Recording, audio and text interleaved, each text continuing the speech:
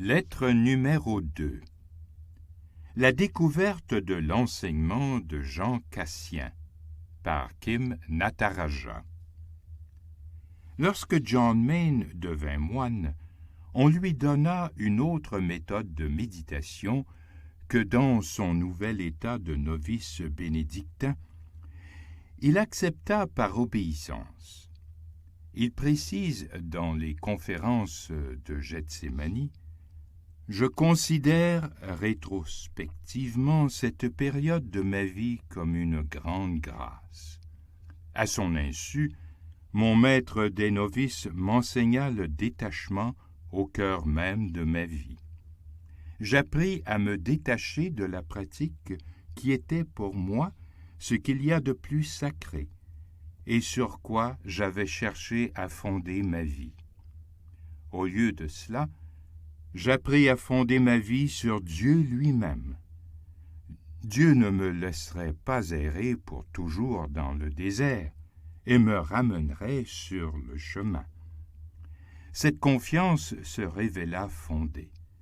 Je vous laisse découvrir dans le récit de John Main comment il fut conduit vers le livre d'Augustine Baker, Holy Wisdom, puis vers les conférences de Cassien.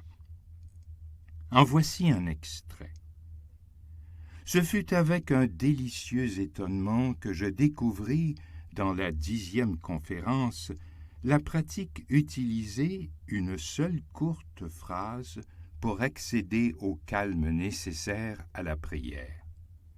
Ainsi, l'esprit chasse et réprime la matière riche et ample de toutes les pensées et se restreint à la pauvreté d'un seul verset.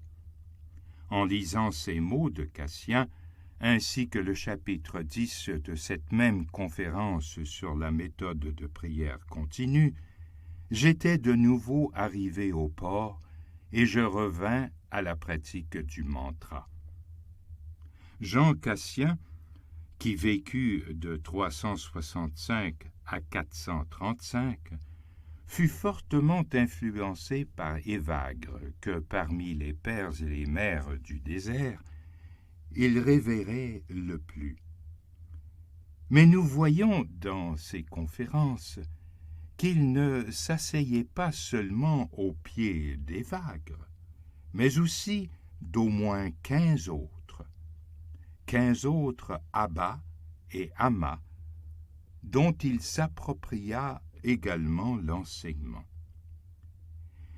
Il assouplit une certaine dureté de l'enseignement du désert, le simplifia et l'adapta au contexte de la Gaule méridionale où, quittant le désert égyptien, il établit 2 monastères, l'un pour les hommes et l'autre pour les femmes.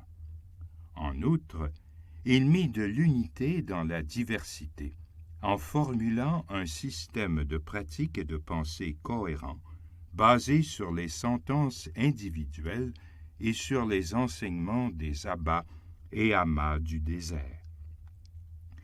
Il est véritablement celui qui a apporté la tradition du désert à l'Occident latin, et il exerça par là une forte influence sur saint Benoît et sur l'ensemble du mouvement monastique occidental.